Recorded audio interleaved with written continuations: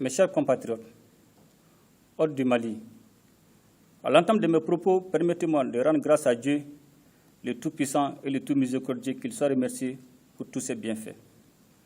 22 septembre 1960, 22 septembre 2021, cela fait exactement 61 ans que notre pays accédait à la souveraineté nationale et internationale, marquant de fait sa reconnaissance en tant que nation libre et indépendante.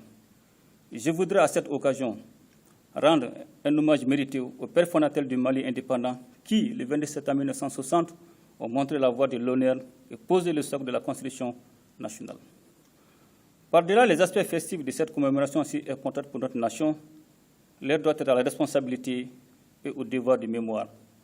Par une analyse rigoureuse, le constat est certes préoccupant, mais cela ne doit nullement nous pousser au désespoir qui n'est en réalité qu'un signe d'abandon. À la suite du 18 août 2020, la feuille de route et la charte de la transition ont été validées par le peuple souverain à travers des journées de concertation nationale tenues les 10, 11 et 12 septembre 2020 avec comme objectif ultime de favoriser le rétablissement de l'ordre institutionnel et amorcer le processus de refondation de l'État. La mise en place du Conseil national de transition, suite à la désignation d'un collège à son tour issu de la charte, a permis de finaliser l'établissement des organes clés de la transition. Ce processus aboutira le 25 septembre 2020 à l'investiture du président et du vice-président de la transition. Cependant, les premiers acquis de la transition après 8 mois d'exercice avaient failli être compromis par une démarche impénitente qui violait l'équilibre sur lequel reposaient les institutions de la transition et compromettait dangereusement la cohésion au sein des forces armées. C'est pourquoi, le 24 mai 2021, l'armée a décidé, une fois de plus, de prendre ses responsabilités pour éviter les chaos à notre nation. D'où la rectification de la transition qui constitue une nouvelle dynamique orientée vers la résolution des problèmes réels du pays au-delà de tout esprit corporatrice et d'exclusion. De cette date à nos jours, notre pays suit avec constance sa marche vers la refondation de son architecture politique et institutionnelle. Que les hommes et les femmes qui y travaillent inlassablement trouvent entre ces lignes la reconnaissance de la mère patrie. Cela n'est que justice si l'on sait que le développement de toute nation est à l'aune de la qualité de ses ressources humaines. C'est pourquoi il me plaît de rappeler que la refondation ainsi que les réformes qu'elle sous-entend ont leur exigence, celle du sens de la responsabilité de tous et de chacun, de la rigueur au quotidien sur soi-même avant d'en demander aux autres. Conformément à ma lettre de cadrage, le Premier ministre a présenté un plan d'action gouvernemental visant à donner à notre pays les instruments indispensables au processus de refondation tant espéré par nos populations. C'est la raison pour laquelle notre approche s'articule autour de cette refondation de l'État comme condition essentielle d'un développement économique, social et culturel soutenu. À cet égard, le programme d'action gouvernemental validé par le Conseil national de transition et que le Premier ministre a l'honneur de piloter se résume en 4 axes qui sont le renforcement de la sécurité sur l'ensemble du territoire national, les réformes politiques et institutionnelles, l'organisation des élections générales, la promotion de la bonne gouvernance et l'adoption des pactes de stabilité. Un programme ambitieux mais dont la mise en œuvre exige un accompagnement sans faille de toutes les couches socio-professionnelles et de toutes les sensibilités nationales.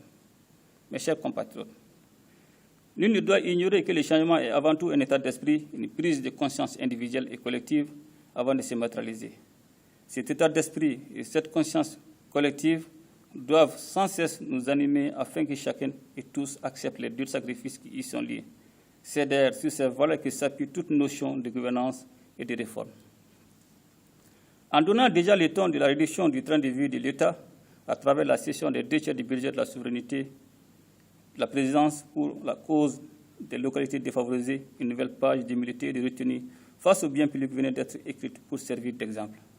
Mes chers compatriotes, face à la dégradation de la situation sécuritaire dans le Sahel et singulièrement dans certaines parties de notre pays, force est de constater que d'énormes sacrifices ont été consentis tant sur le plan humain que matériel.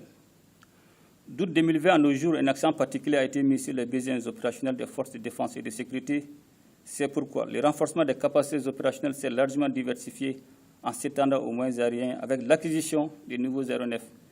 Sur le plan du renforcement des capacités terrestres, de nombreux véhicules d'opération et autres types d'engins roulants ont été mis à la disposition des forces. Dans le souci de renforcer davantage les effectifs afin de faire face aux défis sécuritaires complexes du moment, une politique volontariste et inclusive de recrutement a été adoptée. Également, la gestion des ressources humaines de l'armée vient de connaître une innovation majeure avec la mise en place du système intégré de gestion du personnel de la défense. À toutes ces réalisations s'ajoute l'ouverture très prochaine d'une école de guerre dans notre pays. Cette volonté politique forte des autorités de la transition vise à assurer au Mali son autonomie dans la formation de haut niveau des officiers supérieurs de la chaîne de commandement. Cette école permettra de doter les forces de défense et de sécurité d'un outil efficace de réflexion, de recherche et d'analyse des questions stratégiques. Une expertise indispensable pour faire face aux défis et enjeux liés à la planification et à la conduite des opérations. La pose le 20 janvier dernier de la première pierre du tout premier hôpital militaire a suscité beaucoup d'espoir au sein des forces armées maliennes. Un hôpital de 4e génération qui améliorera la prise en charge diligente et efficiente des blessés de guerre tout en servant de trait d'union entre les populations et leurs armées. Mes chers compatriotes, la soif de justice du peuple malien est bien compréhensible car s'appuyant sur des faits évidents de corruption, de délinquance financière et d'impunité qui ne font que renforcer le malaise et le ressentiment des populations qui y sont en réalité les premières victimes de ce système destructeur. Fort heureusement, des mesures vigoureuses viennent d'être prises dans ce sens, une preuve supplémentaire, s'il en est besoin, du principe de séparation des pouvoirs qui garantit à la justice la plénitude de son exercice. Une vaste campagne d'audit des services publics est actuellement en cours par les soins des différentes structures de contrôle et de lutte contre la corruption et la délinquance financière. À travers cette lutte, nous rassurons le peuple malien que ces attentes seront comblées car aucun privilège ne sera accordé aux personnes impliquées. Ces mesures sont aussi valables pour les départements de la défense et de la sécurité dont les lois d'orientation et de promotion sont déjà en cours d'audit.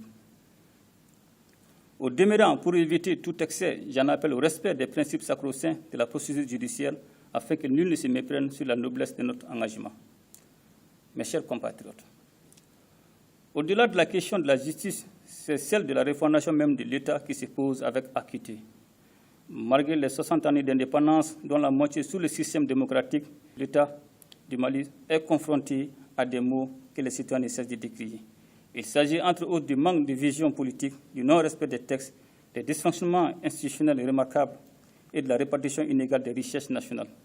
C'est pourquoi, aujourd'hui, plus que jamais, se pose la nécessité d'entreprendre des actions courageuses pour un nouveau Mali.